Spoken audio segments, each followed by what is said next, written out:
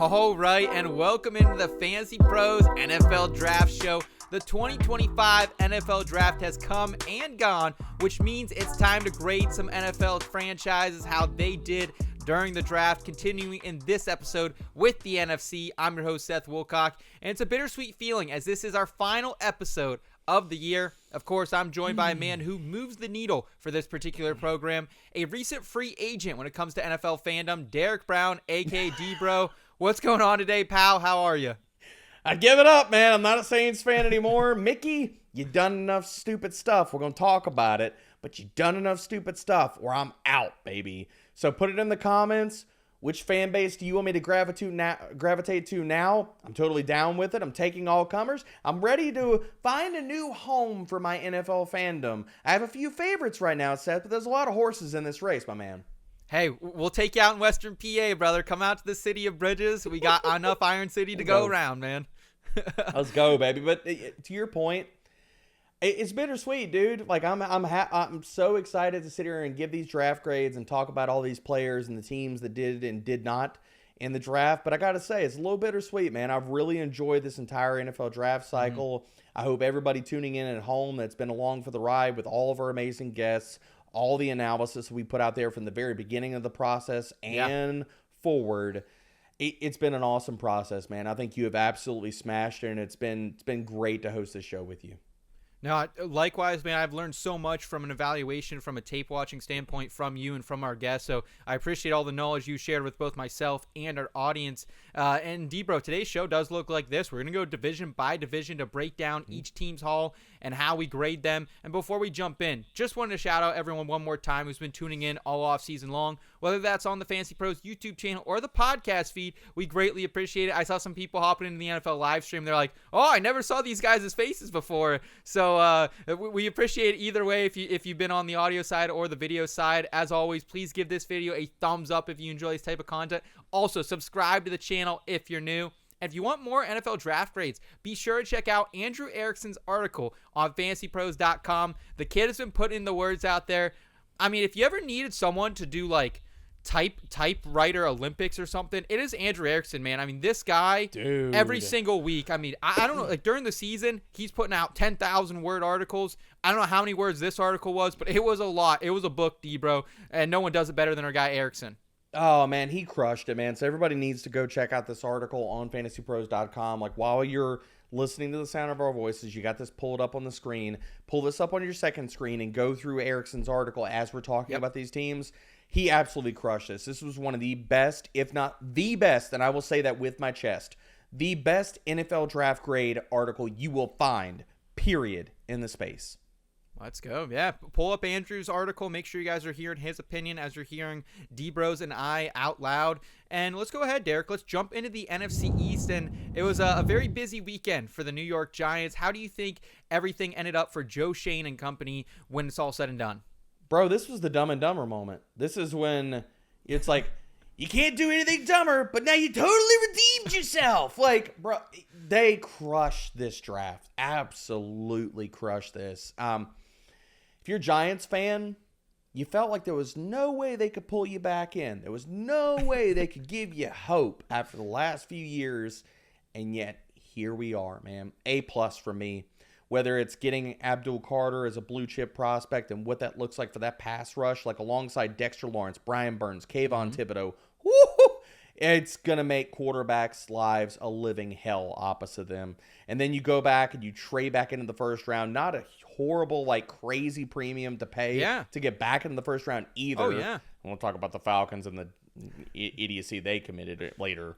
But with the Giants, didn't pay a huge premium, go and get their future franchise quarterback, franchise passer, guy we've talked about, I've love listed on this program with Jackson Dart. Then you go and you address needs with Darius Alexander in the third round, who many people were rocking. I mean, they were mocking him maybe as a back end of the first round, definitely a second round player. He falls all the way to the third round. Then if you had worries about Tyrone Tracy, they addressed the running back position with Cam Scadaboo in round 4. So we'll see how that position plays out through the entirety, whether that's a split committee or one of those guys retains or takes over the backfield. And then, dude, they have a type at tight end We've seen them draft Theo Johnson. We've seen all the guys they've added. It's always been big, fast, super athletic, and they keep taking swings like this, and one of them is bound to hit. Now, we could say Theo Johnson had a solid-ish rookie season, but not amazing. Dude, Thomas Fidone is amazing. I really loved him. The fact that he fell all the way to the 7th round, I thought was kind of blasphemous, considering his skill set, his talent, his upside, his testing, and Nebraska just using him in a piss-poor fashion. So I thought it was wonderful value up and down the board, addressing needs, addressing concerns, and really fortifying this freaking roster. Like, the only other thing I could say is, like, maybe you'd say, okay, maybe they should have added, like, another pass catcher to this offense and stuff like that. But if they were to go out and do that, saying I'm adding an Amari Cooper or a Keenan Allen before week 1, I wouldn't be immensely surprised. But still, A+, dude. Like, I've no other notes. I thought they crushed it. Yeah, and they really like guys like Darius Slayton. They like Wan'Dale Robinson. As much as we maybe as the fantasy football community don't love them, I think this team loves them. They just re-upped Slayton as well. And I'm with you. A+ for me. They get a top 2 player in the class in Carter. And as you said, they only gave up 2/3 and their second to move up to get him. So I love the Jackson Dart move up, and like, finally, some love for the MAC, baby. Toledo defensive tackle Darius Alexander. He should have not been there, man. He should have not been there, and he's going to slot in perfectly behind Roy Robertson Harris.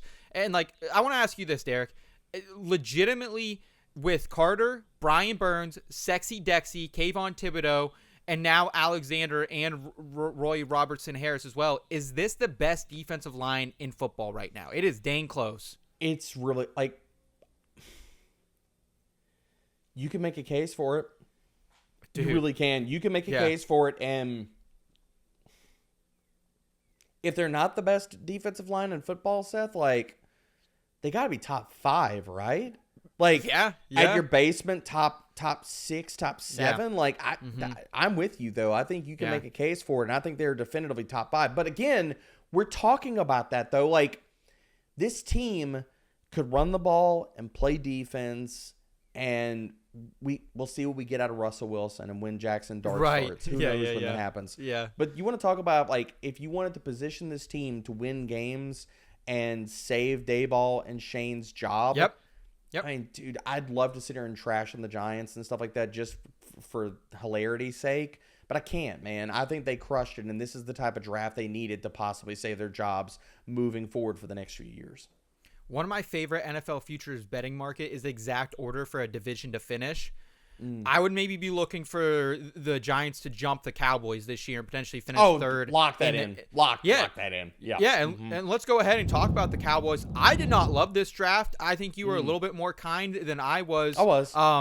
So what is the grade for Jerry Jones, Stephen Jones, and company down here in Dallas?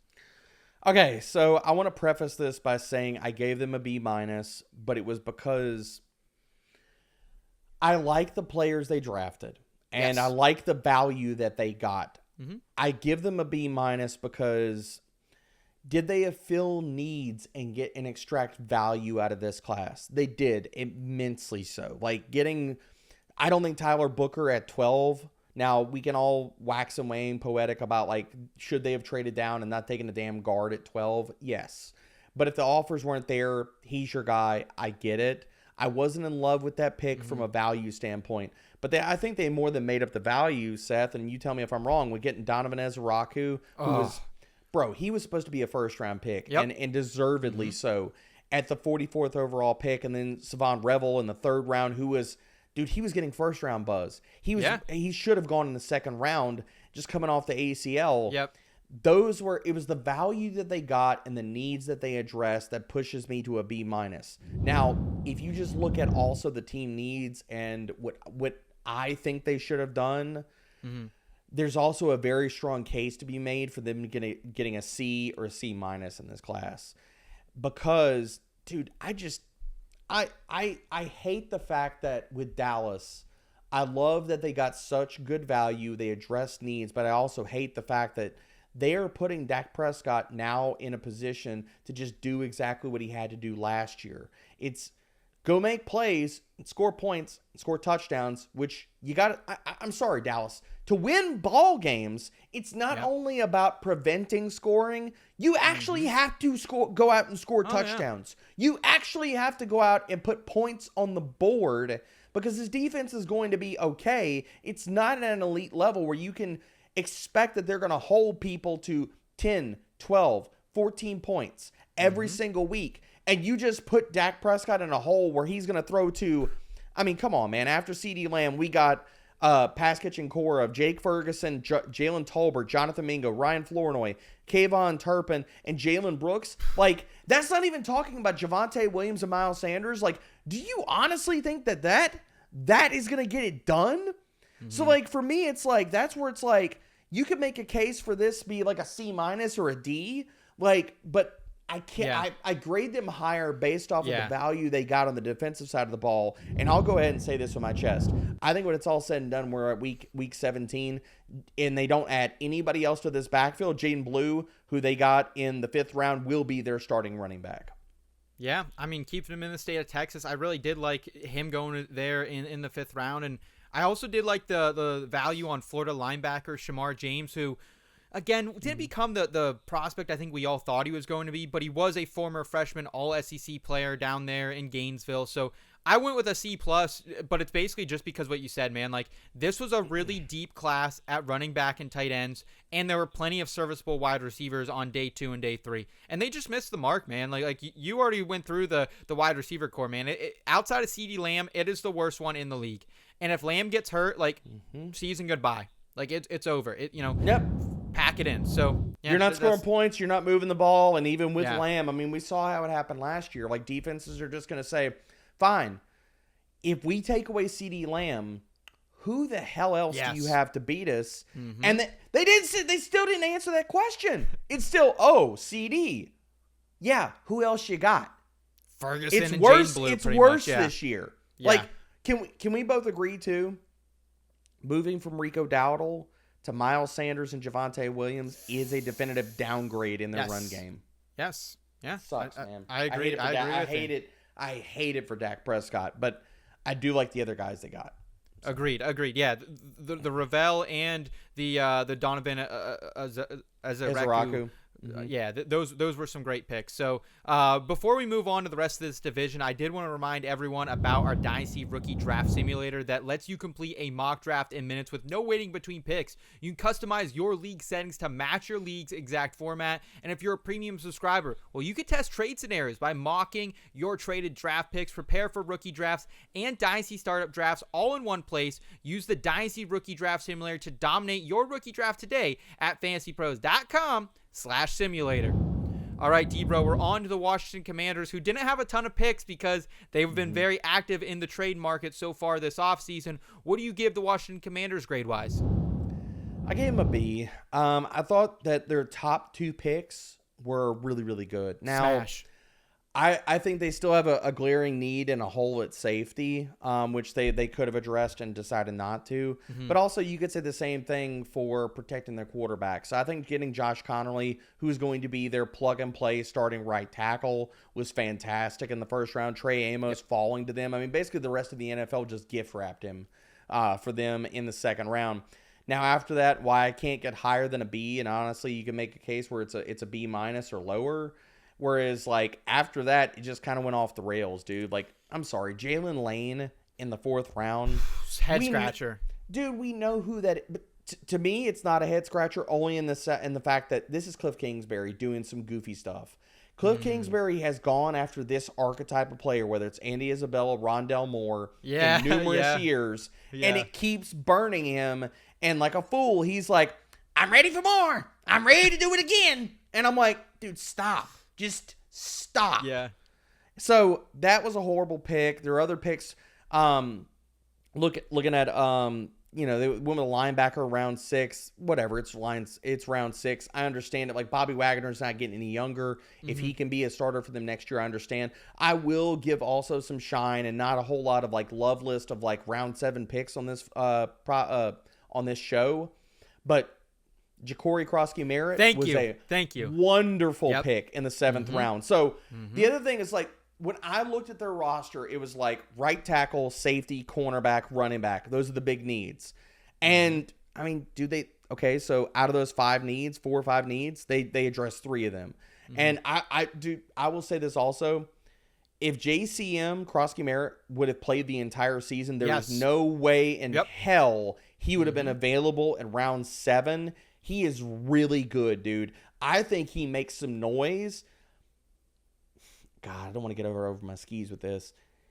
If he stays healthy, and this is truly a competition, if you were to tell me that he walks away like at week 17, he's the starting running back for this team, I really won't be surprised, dude. Yeah, I wouldn't be surprised either, man. Like, this was a guy at Arizona, pretty good in 2023, and we just didn't see him in 2024 because he had eligibility issues, right? NCAA screwed him. That's why. Yep. And, like, there is still Brian Robinson there. There is still Austin Eckler, but Ja'Cory Krosky Merritt, he's someone that at the end of my Dynasty rookie drafts, like, once all the picks are made, I'm throwing my fab down, baby. I'm throwing my fab down. I'm throwing this guy on the taxi squad. Yeah, absolutely. So, yeah, and I'm with you. Jalen Lane pick, super weird. So, I went with a B+, and maybe that was being a little bit generous, but I thought they just hit on those first 2 picks so well that it was hard to knock what they did later in the draft. But let's go ahead. Let's move to the Philadelphia Eagles where, man, like, maybe it wasn't as impressive as the last 2 years, but Howie is still Howie, and I still think he got crazy value, including in round 1, Jahad Campbell coming all the way down to 31. What was your grade for Howie and the Eagles? I gave him an A. And really, again, kind of like with some of these other teams, how well or how much are you going to bump down a team when they only have 2 picks inside the top 100? You know, so I think that plays into it, but I think the 2 picks that they got inside the top 100 were both smash picks, man. Like Jahad Campbell falling to them in round 31st overall pick. Yeah. That was ridiculous, dude. And it just straight up. Because you hear, oh, he's falling down boards because he's got a shoulder issue. You do realize that, like, the shoulder surgery is not going to put him out for the entire year, nor is it career-threatening, right? Okay, then why are we bumping him down any boards? Right. Like, so what? So what? But, again, this is how the Eagles get value every single year by the other 31 teams doing something stupid collectively. And so, home run picks with the first 2 guys they got, Jahad Campbell and Makuba, like, and both of them fill needs for this team. And then the rest of it was just building depth. So, like, again, like, round 4 and afterwards, I like all the players. You know, like, I could split hairs about saying, why'd you get Kyle McCord when you already had Tanner McKee? I do think that there is no way that I felt like Cameron Williams, when we were walking into the draft, was going to be a round 6 pick. So, getting him in the house and saying, yes, fine, you all think he's a ball of clay, but you all apparently think he's a ball of clay that can't turn into anything because you let him fall into round 6. We, on the other hand, could take our really good coaching staff and we can mold this ball of clay. And if we do that, you're all going to hate yourselves for the fact that you didn't draft him. So again, Howie doing Howie things. Awesome. I give him an A.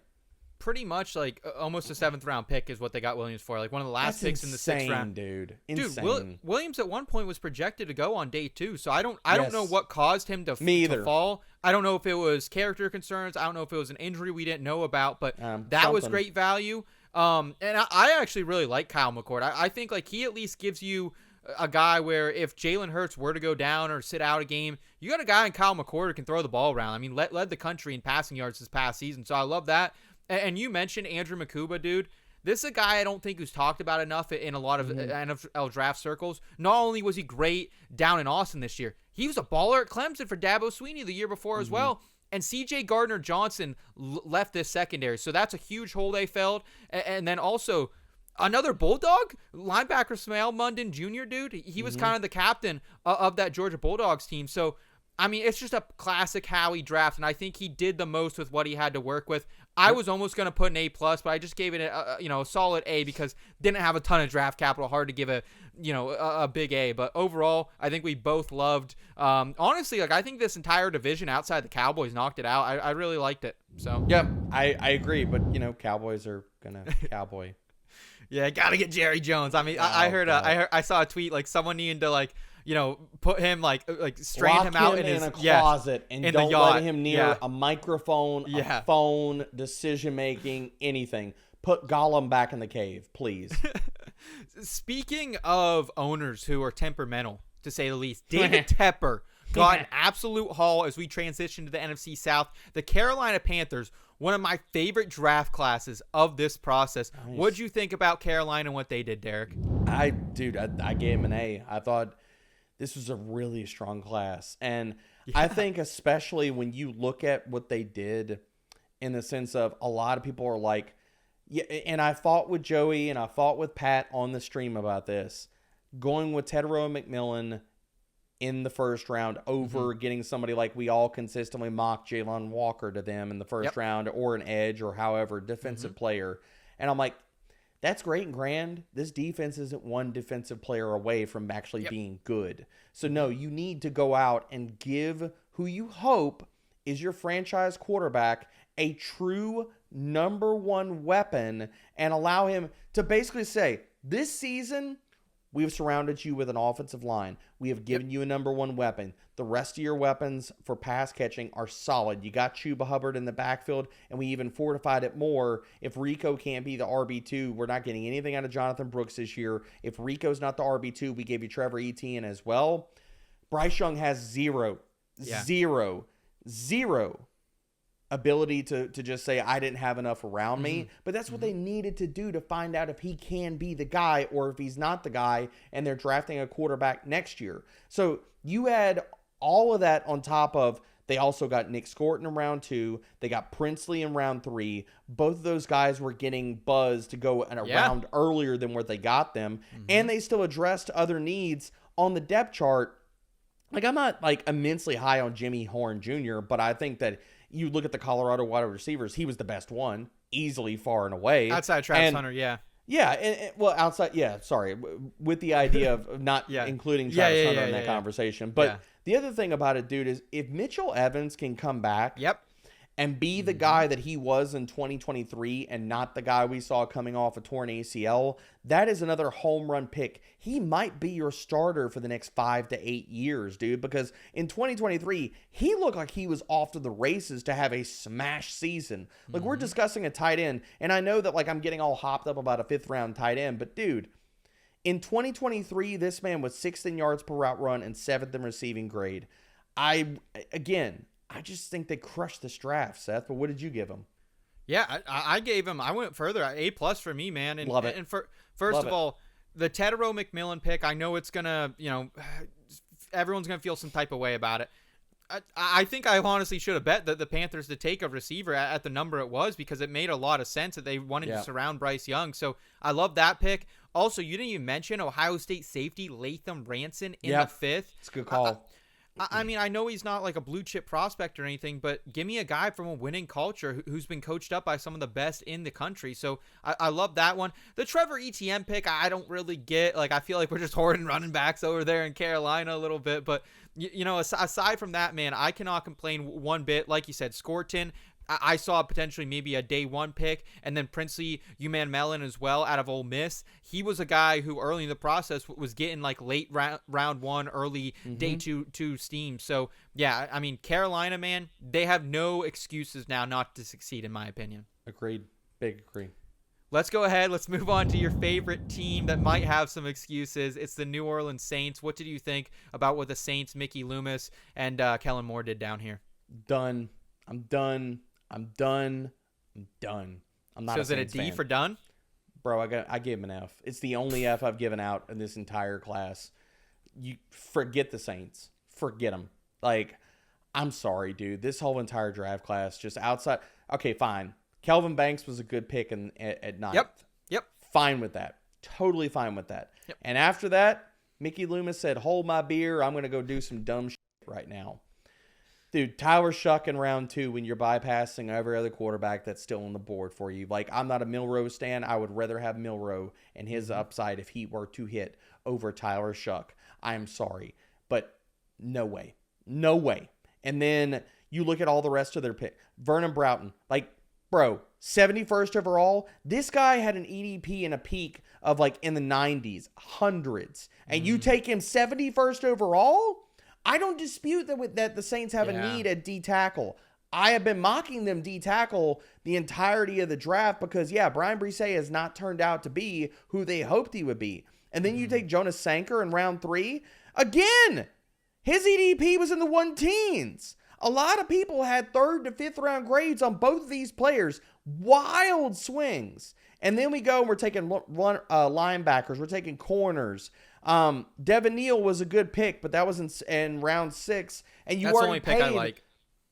Well, I'll say the 2 guys that I liked out of their entire class was, 3 guys that I like out of their entire class was taking Banks in round 1, Devin Neal in round 6, and then signing Marcus Yarns as a UDFA. But outside of that, Mickey Loomis, you can miss me with the rest of this crap you call a draft.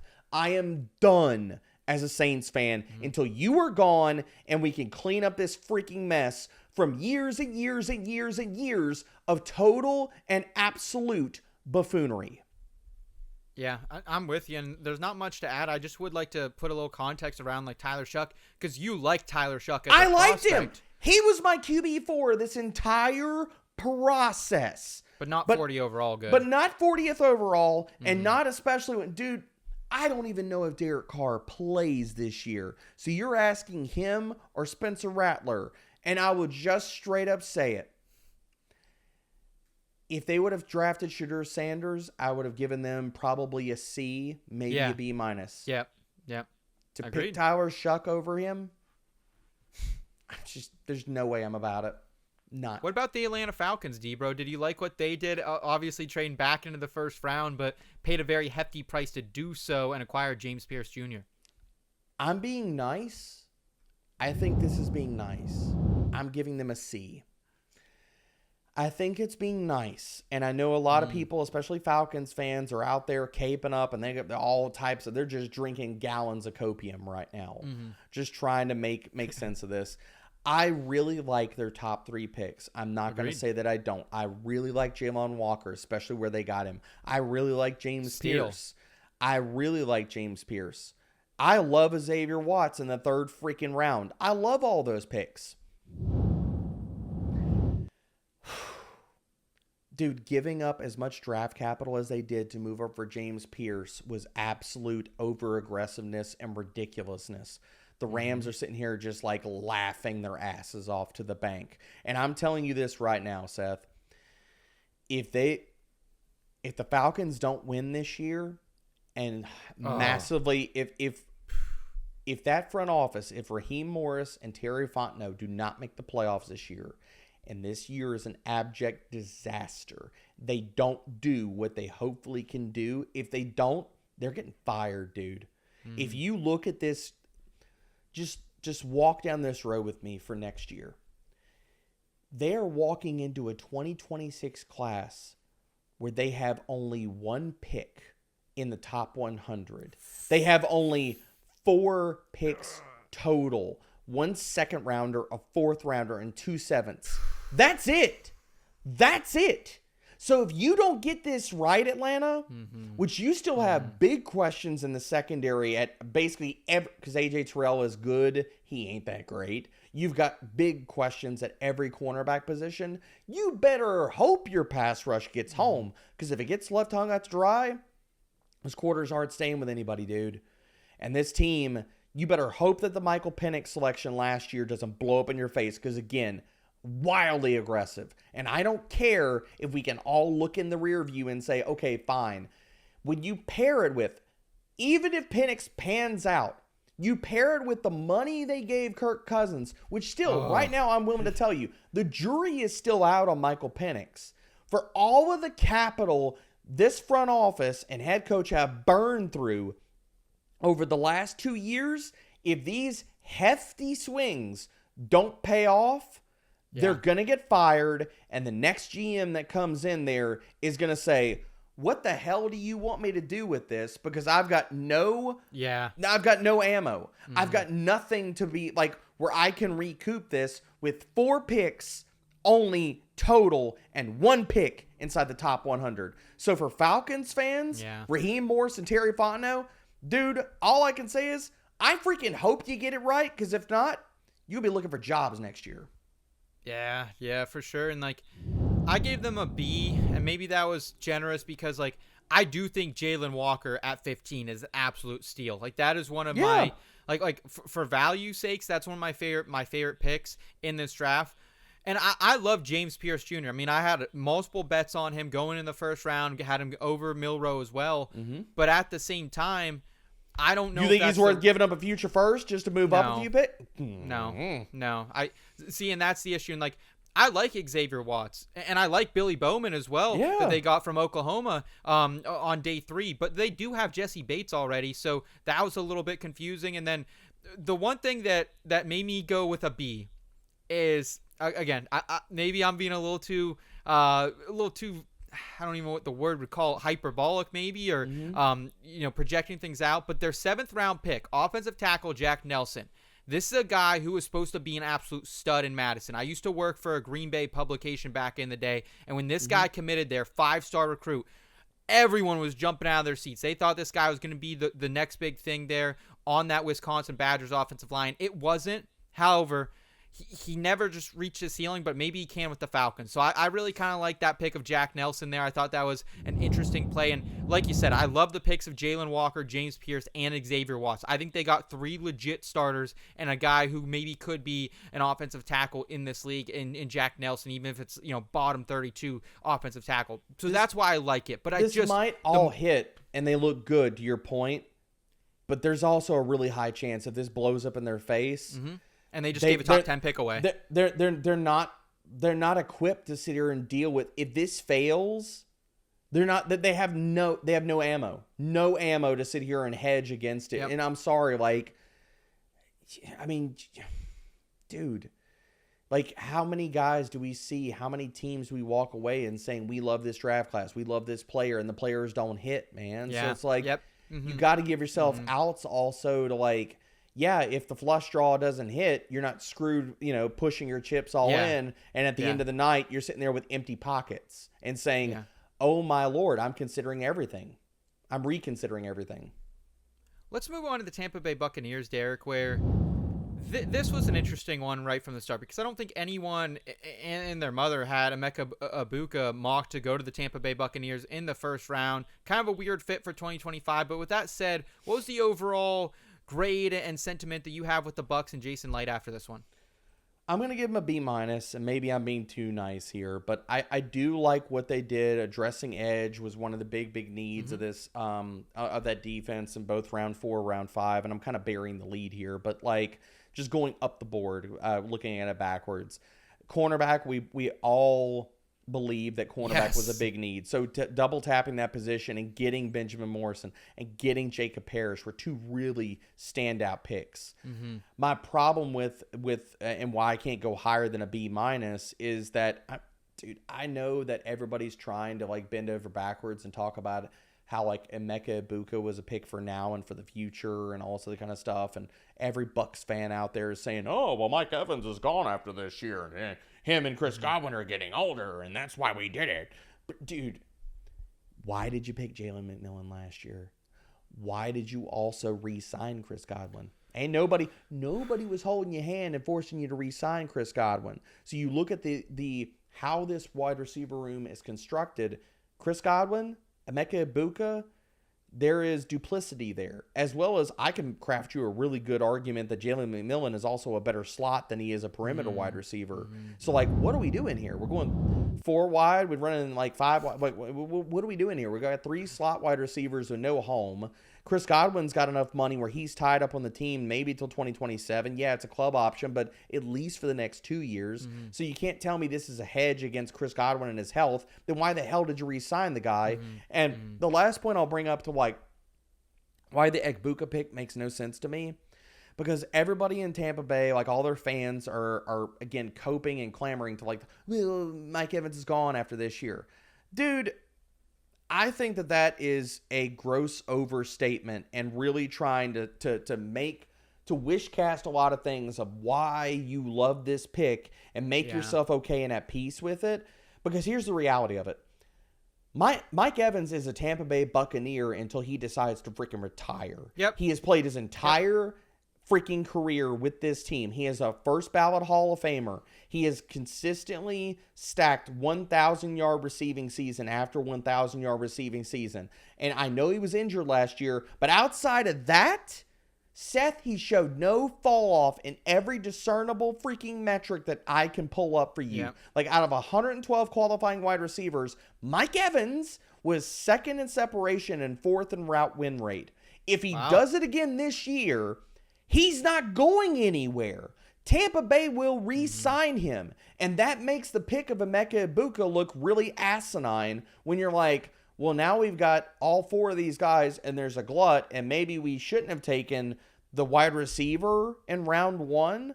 So, again, I thought they addressed a lot of needs, but on the first-round pick of Emeka Egbuka, I just feel like they shouldn't have gone that direction, and it's just – it doesn't make any sense to me. I'm right there with you, man, because, like, look, I like Ben Morrison coming out of Notre Dame, 2023 all-consensus American, and could have been a round one guy before hurting his hip this past year. And, like, I like Parrish too, but when you had Jahdae Barron on the board there, right, instead of taking Emeka, I think that probably would have been a better fit. And, like, I think Emeka Egbuka is one of my favorite players in this draft from, like, just a player standpoint. Like, same. I loved him, dude. He was my wide receiver 3 in the process. It's not like I hate the guy. Yeah. I don't. No. I hate the process or the non-process by the Bucs front office. The issue is that, like, we all saw it. Chris Godwin's best in the slot. We saw the year that everyone who thinks Dave Canales is an offensive whisperer, he ran Chris Godwin the entire year pretty much on the outside, and he was almost a no factor. And they started last year the same way until they moved him back into the slot, and then he took off. What are you doing with that? Like, yes. So you're going to put Emeka Egbuka on the outside? Probably not. Like, I just... Yeah. I can't make sense of it, dude. And then, like, other than returning, like, why waste the pick on Tez Johnson? Like, unless you're looking for a punt and kick returner. Like, that's it. Because, I mean, apparently we're every single wide receiver that Tampa Bay values outside of Mike Evans is a slot wide receiver. Yeah. Like, yeah. That doesn't really work. Yeah. So I gave him a C+. You gave him a B. And I think, like, honestly, the reason that we're being kind is because the Ben Morrison pick was great. That and the Parrish pick were good. The other picks were good, man. That's why like I give him a B-, and I don't want to jump it lower than that. But, like, I just don't. There's so many parts or pieces where, like, people are trying to talk themselves into the Egbuka pick with the idea that Mike Evans is gone next year. And I don't think Mike Evans, if he plays to the level he played this year, he ain't going nowhere, dude. Nowhere. Right. Before we move forward, I did want to remind everyone that by now, most of you have probably already heard of Reality Sports Online, the powerful fantasy sports platform where owners get to build and manage their fantasy football team like an NFL general manager. But the question is, have you tried it yet? It's time to go see what all the buzz in the Dynasty community is about. Free agency, multi-year contracts, a rookie draft, multi-team trades, franchise tags, contract extensions, first-round rookie options, automated contract and salary cap functionality, and much, much more. If you think it sounds complicated, it's really not. And the best thing about Reality Sports Online Fantasy Front Office is that it takes no more time than a standard fantasy football league. It just requires a bit more strategy. If you think you're among the fantasy elite, well, this is the platform to test your mettle. Still not sure? You can test out your GM skills for free in a mock free agency auction. If you like what you see, use the promo code FANTASYPROS to receive a 10% discount on your team or league today. Again, that's promo code FANTASYPROS to receive a 10% discount on your team or league today. Fantasy just got real at realitysportsonline.com. All right, we're moving to the NFC North, starting with the Chicago Bears, who everyone and their mother thought Ashton Genty was going to go to. He did not. They pivoted. What did you think about the pivot and the overall collection of picks for the Bears? I'll give him a B-, man. I don't hate this class, but, like, I feel like a lot of their picks were Ben Johnson putting his stamp on this roster and saying, these are my guys. But then if you look at the current state of the roster, you're like, well, why did you do it? Like, Where do we start? Well, you can start at the top.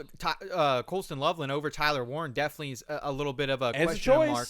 It's a choice, man. But like, I understand if Loveland's your guy, I get it. But again, like, okay, putting their stamp on the offense. My biggest problem was Luther Burden in the second round, which I am not a Luther Burden person. But like at the same time, it's like you already have DJ Moore. Unless you're trading DJ Moore, how does that pick make any kind of sense? You already have Rome Odunze. Yep. You just got Colston Loveland. So like Luther Burden, the archetype of player, it's like, and I'm gonna say this with my chest. If anybody's out there in the streets and you see them talking about Luther Burden and making anything in the same breath to Amon-Ra St. Brown, just know that's not somebody you need to be listening to for advice or things regarding football. They are not at all similar. So whether it's the Burden pick, whether it's, putting their stamp on this roster, like even Ozzie Trapillo, like round 2, like I get going with the tackle, but like it felt kind of like a reach. Like I thought I don't know if that was a tackle to go to. Same. Yeah.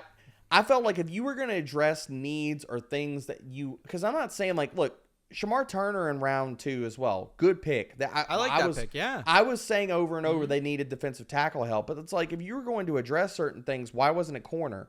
Why wasn't it corner before round 5? Yes. Like you can make a big reason, like, and lots of really good reasons where, Tyreek Stevenson, let's upgrade there. Okay, Kyler Gordon, and we think Jalen Johnson, that's our other 2 guys, but we need an upgrade elsewhere. Fine. And then, I mean, dude, I really like the pick of Kyle Monangai in round 7. Oh, I was about to say, I love that pick. I really like that pick because I think there's a really big chance that he usurps Roschon Johnson and he's the early down guy to complement DeAndre Swift. But Agreed. again, I'm not in love with DeAndre Swift. Why didn't you want, like maybe he's maybe that's Ben Johnson's guy from Detroit and we read it all wrong. But like, I feel like some of the ways they went in this draft were them trying to put their stamp, or Ben Johnson trying to put his stamp on this roster. And I feel like maybe you just prove it. Maybe your stamp is broken, and maybe some of the steam you got is a little bit unjustified, dude. Yeah, so you have a B-. I have C-, and one, it is because I love it. It's the pick because Loveland over Warren is questionable to me. If that's your guy, it's your guy. But then, like, Burden over a running back in the second. Dude, I'm with you. I'm so with you. And so with you about that. Here's the thing, D, bro. Like, they had Caleb Johnson was on the freaking board. Yeah. RJ Harvey, like, they had their pick. RJ Harvey, like, guys that would have been a perfect fit for outside zone. You're like, what? Honey boo boo, what are you doing here? Come on. I just think in a draft where the Bears had 4 top 60 picks, they should have come away with more. And they didn't. And that is why I have reaches, a C-. dude. It felt like Ryan Poles doing goofy stuff like he usually does, or Ben Johnson just making some wild swings and being like, I'm going to look like the hero, bro. If you don't look like the hero, you're going to live long enough to see yourself become the villain. Mm-hmm. And I know in dynasty circles, people are panicking about Rome Odunze. Let him. I'm okay with buying him. I'm not panicking about Luther Burden. Colston Loveland, we can have a conversation. But Luther Burden, that's not putting the EBGBs in me about Rome. I just got a nice deal for Rome yesterday. I had a manager panicking. I traded out a couple picks to get him, so just something to kind of keep in mind there. I think over time. Yeah. Let's go ahead. Let's go to Green Bay Packers. This was another team that I didn't really love the draft, honestly. Like, I don't mind the Matthew Golden pick with him falling all the way to 23 overall. I just don't like any of their other draft except Texas edge Baron Soren, who hung around the entire draft until day 3, got his name called. He went out in the crowd, high-fived everyone. Outside of that, I just don't like it, D, bro. I don't know about you. It's a D for me. Bro, I hated this draft. I hated this, and I thought it was really funny. Pat and I were kind of waxing poetic, or just, I guess, licking our wounds, like, in text messages. It's like, so funny, he's a Packers fan. I'm a former Saints fan, and we were like, man, the GMs here are competing for the worst draft in all the NFL, dude. I didn't give them an F, but I gave them a D-. I'm with you. I hated this draft, up and down, through and through. Matthew Golden in the first round, we could talk about it. I don't profile him as a true wide receiver 1. This feels like Matt LaFleur just saying, yeah, man, we're going to go committee. We're staying with the wide receiver committee. Dude, it hadn't worked out. You think it's going to change? You needed a guy when the chips are down, your back is against the wall, you need a true alpha to be able to go run your passing offense through and for Jordan Love to lean on. You didn't have that walking into the draft. You sure as hell don't have that walking out of the draft. No shade against Golden. I think he's a talented player. I'm fine with him going in the first round. But this is how Green Bay chose to address their wide receiver room. I just don't see it. Anthony Belton was a reach in the second round. I thought he was more of a third round type of tackle. Savion Williams. I thought we just got the wide receiver one for the Green Bay Packers. So what in the absolute hell are you doing, Gutekunst? Going back to the wide receiver well with a guy that's manufactured touch guy. He's like all Jake over. Reed. They already have Jake Bro, Reed. exactly. You have the version of this already in another player. Why are you doing this yet again?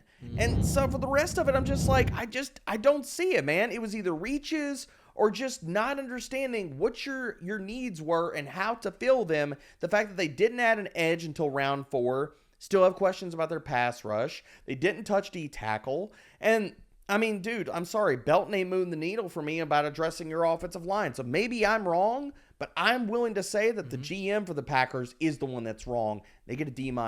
They were really close to being the only other team that got an F out of this class for me.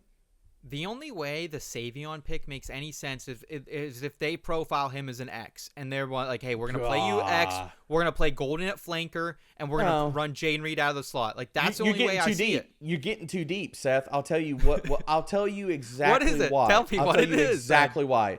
Green Bay saw big and fast, and they want fast. They went to Golden. They saw fast. They are absolutely overcome with loving speed. We also say maybe Green Bay is the new. I mean, they're just pulling off yesteryear Al Davis. Draft I was about to say a little draft big and fast. We like hot, nasty, dirty speed. Okay, well, you can't really do all the rest of the things. It doesn't really matter. Yeah, if anything, they should have moved some of the wide receivers they had on the depth chart already. Get rid of Romeo. He's been a problem child for a while there, it feels like. So, yeah, I'm all right with moving off him or Wicks or something if you're making these moves. But they didn't. Let's move forward. Minnesota Vikings. I didn't really like this draft at all either. But, Debra, I'll let you tell me why you did. I mean, I gave them a B, and this comes down to another class, or another draft class of, okay, you got one pick inside the top 100. How much are you really going to like? And the other thing is this roster didn't need a lot of needs. And I'm not saying that like gives you any kind of credence to like just phoning in, okay? I love the pick of Donovan Jackson in the first round. I thought that was perfect for what they needed on their offensive line. Needed a guard. He has versatility to play other positions. Ty Felton is a round 3 pick. We could debate it for days. I don't like that one. That's the one I'm not in love with Ty Felton. I'm sorry, Worm, but I'm not sorry. Like, the fact that I just wasn't high on Ty Felton. I get taking the swing on a wide receiver. Ty Felton's not my flavor of choice of where I would have gone with that swing, but I understand taking the swing on a wide receiver. We still don't know if Jordan Addison is going to get suspended in this upcoming season. As well as outside of Jalen Naylor, like they don't really have an answer for slot wide receiver when they want to go 3 wide. Yeah, so if you want to take the swing on Ty Felton, I get it. I will say one of my favorite guys in this draft class because I think that there is raw, untapped potential, and his usage in college was absolutely god-awful. I think we could see a much better NFL career than we saw collegiate career for Gavin Bartholomew. Yes, tight end out of Pittsburgh. Love that. Dude, his film, watching him, movement skills, testing his film, I'm not even going to lie, it made me feel some things when I watched him. And so the fact that they took the swing on him at the very end, I loved that pick. Like I was like watching his film, I was like, if there's a tight end that I could see go round 6 or round 7 in the NFL draft, or a team takes a swing on him in round 5, and when all the chips are like when we turn over all the cards after 2 or 3 years, and we're like, holy shit, that guy became a solid starting tight end, and maybe there was more upside. He's pretty freaking good. That's Bartholomew. The thing I liked about him is Pitt was playing with a freshman quarterback, true freshman quarterback, Eli Holstein, who had a pretty good season, I think, compared to what everyone thought he was going to have. And Bartholomew was just his guy, man. Like when they needed to pick up some gritty yards, 4th and 3, 3rd and 6. It felt like this guy was consistently being targeted. So I liked that pick. I also liked Kobe King, the Penn State linebacker out of Penn State as well. And like I'm fine with the Donovan Jackson pick. I gave them a D though, bro, because I thought at pick 24 the New York Giants called them. They had to have called them and asked them to trade back, and they didn't. And if I were them, I would have traded back into the second, did something similar to what the Texans did, get a couple more picks. That's where I am. And then to just waste your time, you're not, because I like, and I don't hate the player type. So I think if they didn't get the trade offer, if like there were no trades to be had, if that wasn't part of this, what would you give them? Because I know you gave them a D, and you didn't like the fact that they stuck and picked and some of their other picks. But if they didn't have the offers and they had to stick and pick, do you like the pick of Donovan Jackson, or would you have gone elsewhere? Like looking at the board and needs and all that kind of stuff. Like you could make a really good case. Like they should have gone safety. Like Eamon Warry was still on the board. That was a need. I think Malachi Starks was still on the board. You could have gone that direction. So I don't hate that. But like, so if they didn't have the offers, what would you have given him, Seth? Probably a C still, because like I just don't. Ty Felton is a weird pick. Like, I know they need a slot guy, and you bring up that Jordan Addison could be suspended. But at the same time, I thought Naylor, while he's not a true slot guy, I thought he played really good at times. He had a knack for finding the end zone. So in a draft where you have 5 picks and you have, a former Volintikoff award winner on your roster and Jordan Addison and the best wide receiver in your league, that was kind of just a little bit weird for me why they went that route. So I guess you could bump him up a C-. And Donovan Jackson's fine. But I still would prefer, even though they necessarily didn't need a legit tackle with Dershaw there, like I would have loved if they would have gone Connor Lee or potentially even Josh Simmons there over Donovan. But Donovan's a fine player too. So, yeah, just not super high on the Vikings draft. What about the Lions draft? Because this is one I think a lot of people are mixed on. I think I'm higher than consensus on the Lions draft. What are your thoughts on what they did with the first draft without Ben Johnson in-house and without their defensive coordinator in-house as well? What did you kind of think of what the Lions and Brad Holmes did? Oh, dude, I felt like they got way too cute with this. I feel like this felt like some serious hubris. And I'm not saying that, like, look, I like Tyreek Williams. Tyreek Williams in the first round, I don't know if I like that. Tate Ratledge, totally down with that. Fills a need, right where he should have gone. Round 2, good pick. Between Tyreek Williams, dude, and the part where I feel like we really went off the rails and we just got lost in whatever the hell we were feeling, we just went straight vibes with Dan Campbell and Brad Holmes. I cannot square trading up and trading 2 future seconds. 2 future thirds. So they gave up their original third to move up. Okay, cool. They gave up 2 more thirds. Yeah, that's tough. 3 thirds to move up for freaking Isaac Tesla. Like, somebody's got to square that with me, dude. I get he tested well. I understand that. Crazy. And I understand after this year, they're probably going to need another wide receiver because JMO is they picked up the 5th year. He's not going to be back after this year. Probably, paying Kirby Joseph, I think like they're already signaling he ain't coming back. That's fine. But you traded up and you gave up that much for freaking Isaac Tesla, who is an athletic power slot in college, who doesn't have the analytical profile, the counting stats, anything to justify. Dude, tell me this. Could you have gotten Isaac Tesla in the freaking 5th round? Maybe the 4th round? Much less not paying up and giving up as much capital as they did to go get him? They had to have thought someone was taking him to move that much, right? And they wanted him bad. I would love to tell you yes, but also when you look at how the Detroit Lions have drafted in previous years, they have no issue throwing caution to the wind and drafting, say, a Jack Campbell in the first round, moving up for guys.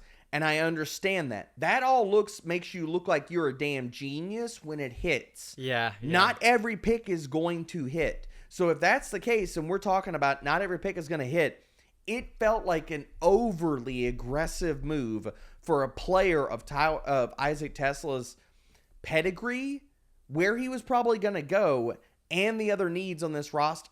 I just, that's the hard part that I have squaring with it, man. Like, this was like the low-key version of what the Falcons did in the first round to me. And that's where it's like, hell no. Like, I gave him a C-, dude. I'm sorry. Like, Lions fans, I'm sorry. I love Dan Campbell. I have a ton of respect for Brad Holmes. Yeah. I can't square this, man. Like, I just can't square it in my head. I'm sorry. Maybe I'm wrong. And maybe Tesla turns out like he's a dog. He's going to be awesome. And he pans out being way better than anybody gives him credit for.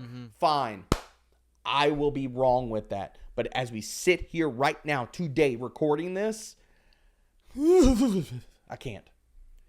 Yeah, I actually have Tesla circled as someone later this week to go do some more digging on, because I felt like maybe I missed something with him. That, like, obviously the testing scores were great. So he is someone I need to circle back on, because I feel like I want to trust Brad Holmes. I want to trust what he's doing here. But it's very, very tough. And I actually like leap of faith. Yeah, and I think I like Tyleik Williams more than most people. I think for sure when he was getting top 15 buzz, that was a little bit much. But another guy who's coming out of a program that just came off a national title. He's been coached by some of the best in the league. From all accounts, is a great leader in the locker room too. So I like getting some blue chip guys like that. And like LSU guard Miles Frazier in the 5th.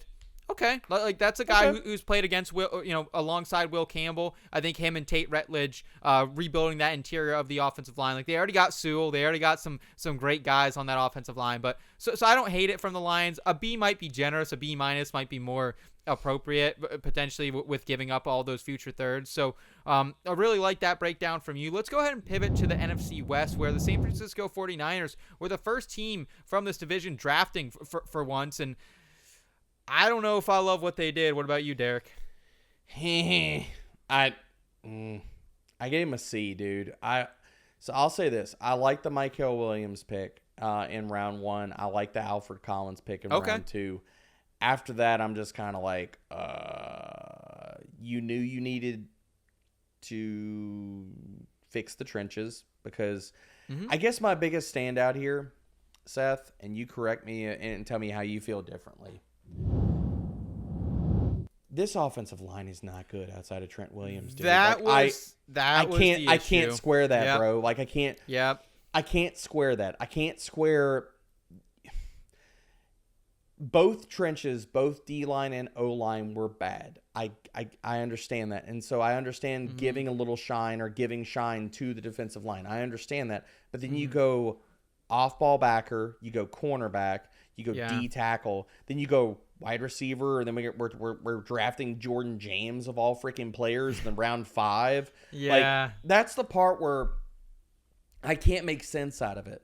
Curtis Rourke is a total nothing burger for me in round 7.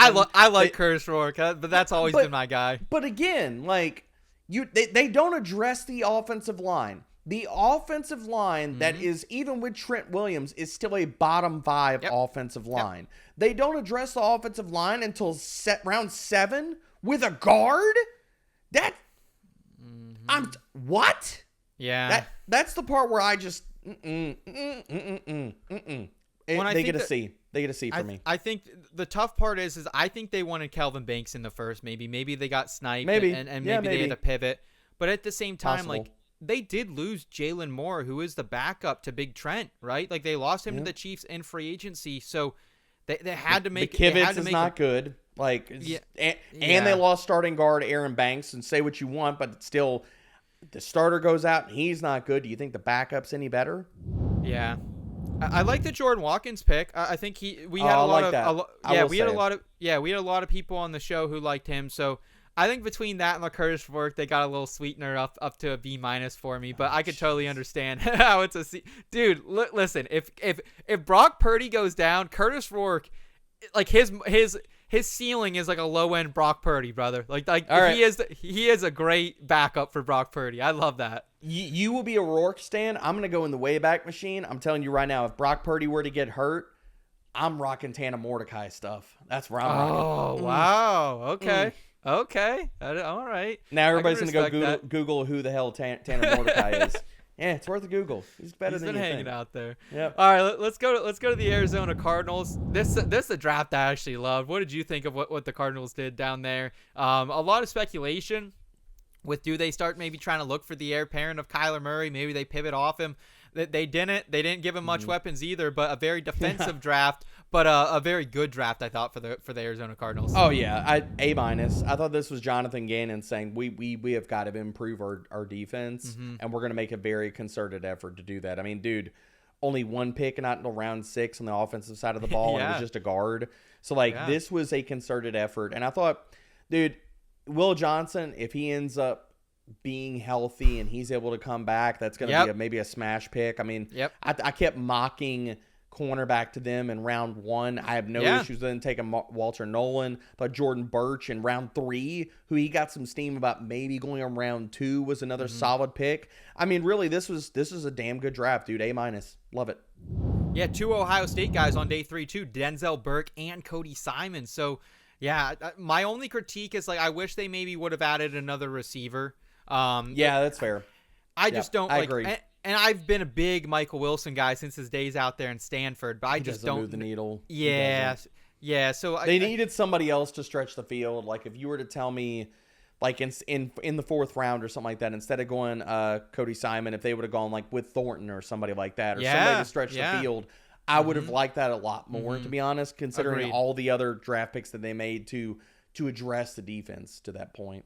Yeah, hey, maybe they're a landing spot for someone like Amari or Keenan Allen. We've talked about it. I think they could very, very well benefit from that. Everyone likes playing down there. Phoenix, great area, kind of a dog crap organization. I know the building and everything. They get they get really low scores. Bidwell ain't spending much on his players and stuff like that. He's the guy that's like has got the soda machine in the locker room where you're like, yes. I'm paying $1 for Gatorade. What are we doing here, bro? Was that Moneyball? Yeah, Moneyball. Yeah, it's Moneyball. It's Moneyball.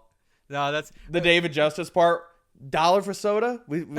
Soda money. That's how we making it. Okay. Good golf courses down in Phoenix is what I hear, though, so that's an attraction.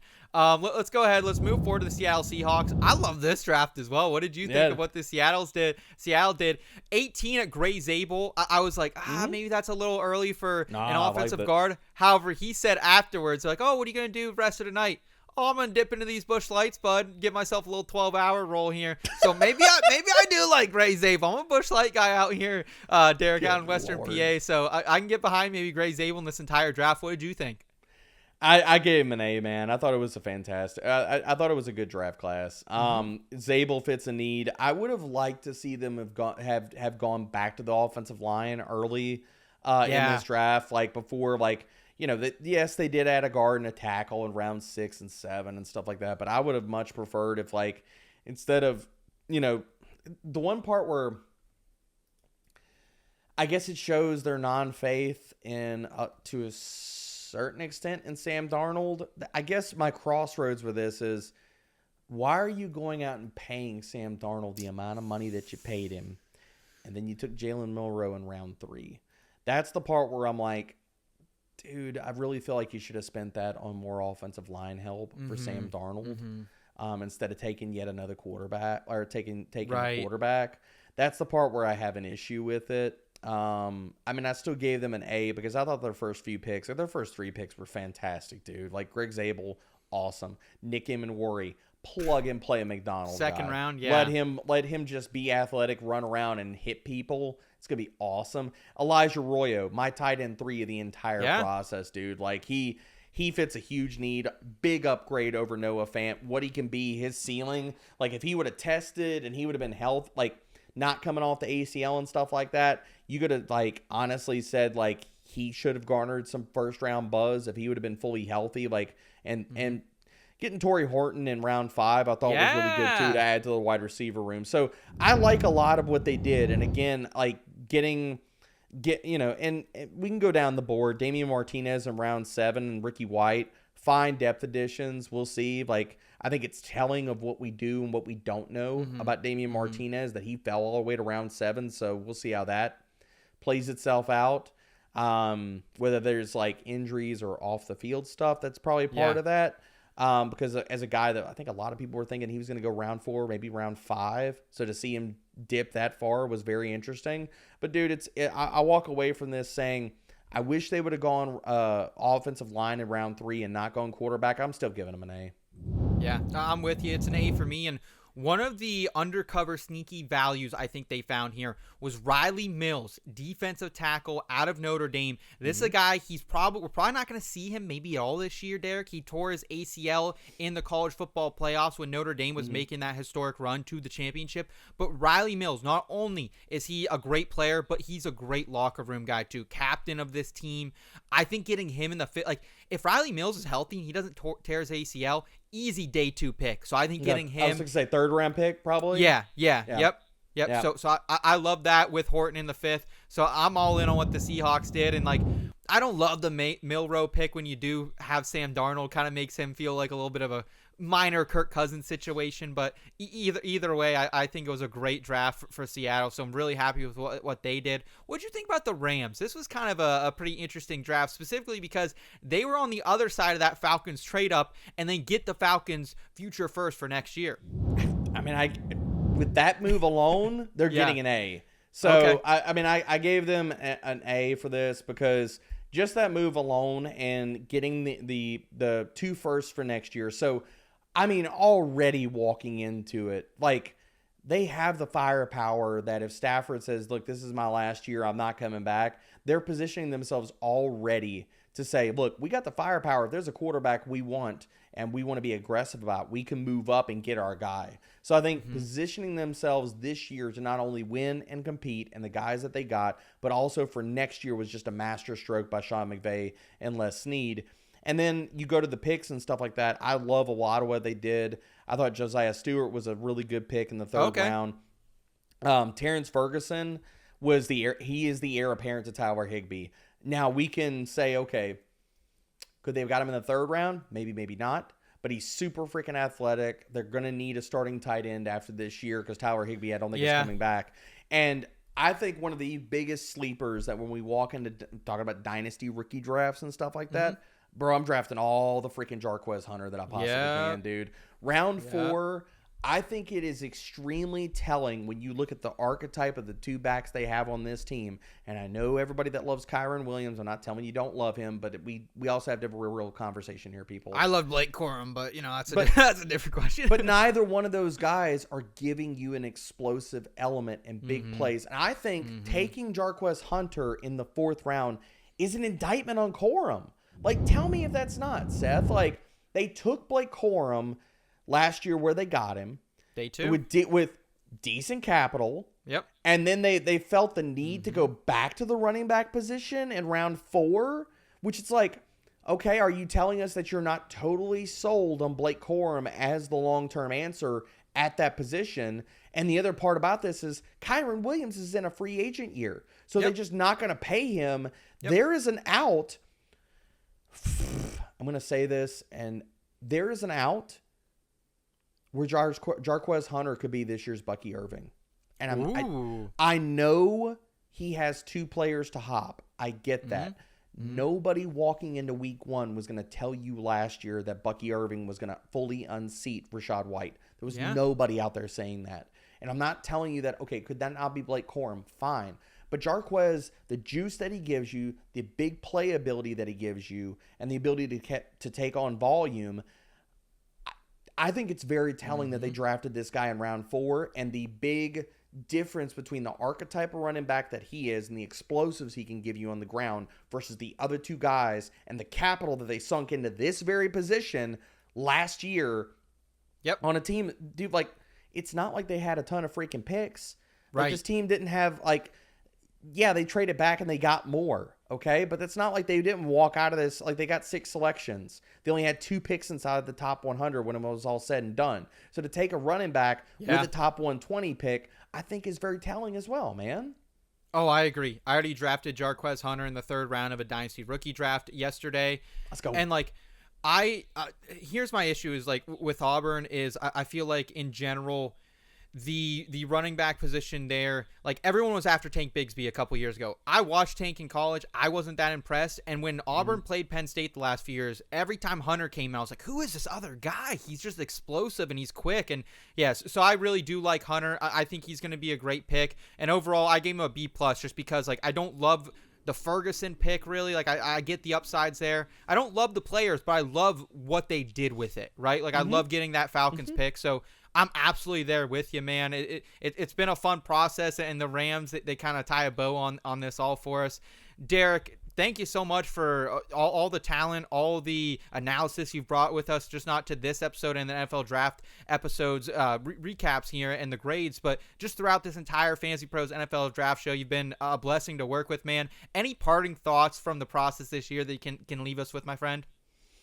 Nothing outside of everybody better stay tuned, locked into here, because we're going to run it right back next year, man. Loved every bit of this, and we're going to sit here and do more, do better, even next year. So everybody be locked in. We're going to crush it in 2026. Absolutely. That's going to do it for us today and this season on the Fantasy Pros NFL Draft Show. Thank you so much for watching each and every episode this off season. Again, please like this video if you enjoyed it. Also, subscribe to the Fantasy Pros YouTube channel and the podcast feed. For Derek Brown, I'm Seth Woolcock. Take care, y'all. Thanks for listening to the Fantasy Pros Dynasty Football Podcast. If you love the show, the best free way to support us is by leaving a positive review on Apple Podcasts or Spotify. Follow us on X, Instagram, and TikTok at Fantasy Pros, and subscribe to our YouTube channel at youtube.com/fantasypros.